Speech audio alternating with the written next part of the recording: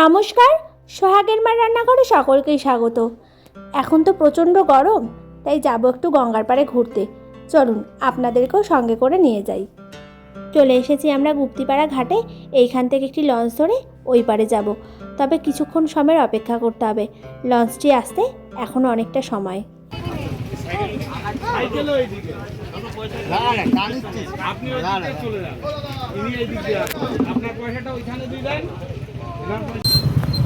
যাও যাও।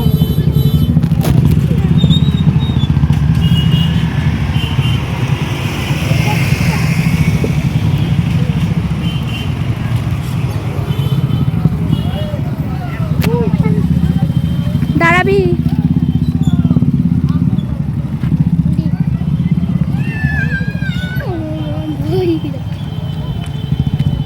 না না, ওই যে সামনেই দিয়েছে।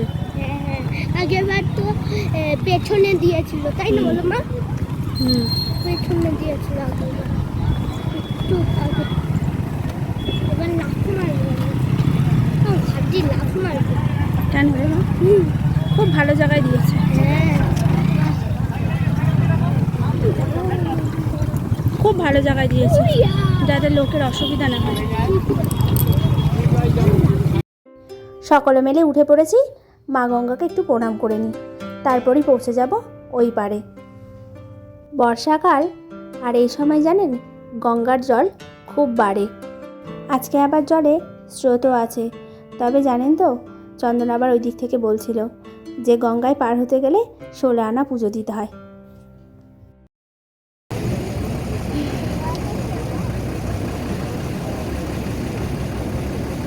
কোন দিকে ঢুকছি? হাই রে, আমরা কোন দিকে ঢুকছি?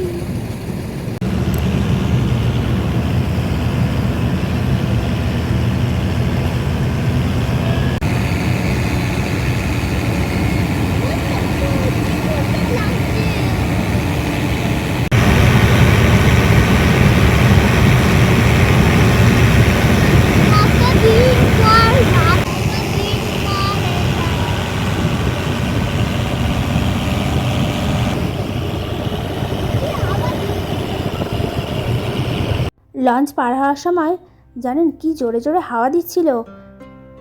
তবে এই খোলা আকাশ আর উত্তাল নদী আর এই দারুণ সুন্দর মনোরম পরিবেশ দেখে মনটা ভালো হয়ে গেল।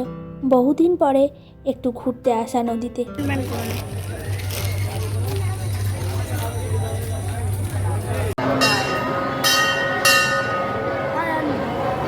সূর্যি মামা প্রায় ডুবু ডুবু, সন্ধে হয়ে এসেছে। বাড়ির দিকে এবার একটু ফেরা যাক। লঞ্চটিতে ওঠা মাত্রই ওই পাড়টিকে দূর থেকে একটিবার দেখা, এত সুন্দর লাগছে। আর ওই দেখুন ছোট ছোট নৌকোগুলো আবার কিছু যাত্রী নিয়ে এপারেও আসছে। চলুন তবে ভিডিওটি এখানেই শেষ করলাম। ভিডিওটি ভালো লাগলে একটি করে লাইক করবেন আর চ্যানেলটিকে সাবস্ক্রাইব করবেন। আজ এই পর্যন্তই, আবার দেখা হবে নতুন একটি ভিডিওতে। ততক্ষণ ভালো থাকবেন, সুস্থ থাকবেন। আর অবশ্যই আমাকে কমেন্টে জানাবেন ভিডিওগুলি আপনাদের কেমন লাগছে।